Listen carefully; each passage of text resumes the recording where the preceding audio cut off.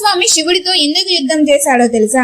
హిరణ్యకశిపుని సంహరించిన తర్వాత కూడా నరసింహస్వామి ఆగ్రహం తగ్గలేదు. ఆయన ఉగ్ర గర్జనతో లోకాలన్నీ భయంతో వణికిపోయాయి. భూమి మొత్తం కంపించింది. తన ప్రియ భక్తుడు ప్రహ్లాదుడు వచ్చి శాంతింపజేయడానికి ప్రయత్నించినా కూడా నరసింహస్వామి శాంతించలేదు. వెంటనే దేవతలు శివుణ్ణి ఆశ్రయించారు. ప్రభు, నరసింహస్వామి ఆగ్రహం తగ్గడం లేదు.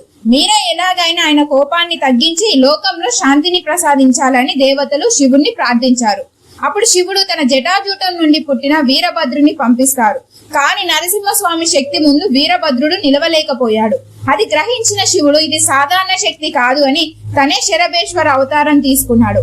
ఆ అవతారం సింహం కన్నా బలమైనది, పక్షి రూపంలో ప్రకాశించే రూపం. ఆ రూపంలో శివుడు నరసింహస్వామి ముందు ప్రత్యక్షమయ్యాడు. అప్పుడు వారిద్దరి మధ్య హోరాహోరీగా యుద్ధం సాగింది. చివరికి నరసింహస్వామి తనతో యుద్ధం చేస్తున్న శరభేశ్వరుడు ఎవరో కాదు, సాక్షాత్ శివుడే అని గ్రహించి శాంతించాడు. ఇలాంటి మరిన్ని పురాణ రహస్యాలు తెలుసుకోవడానికి మన ఛానల్ ని సబ్స్క్రైబ్ చేసుకోండి.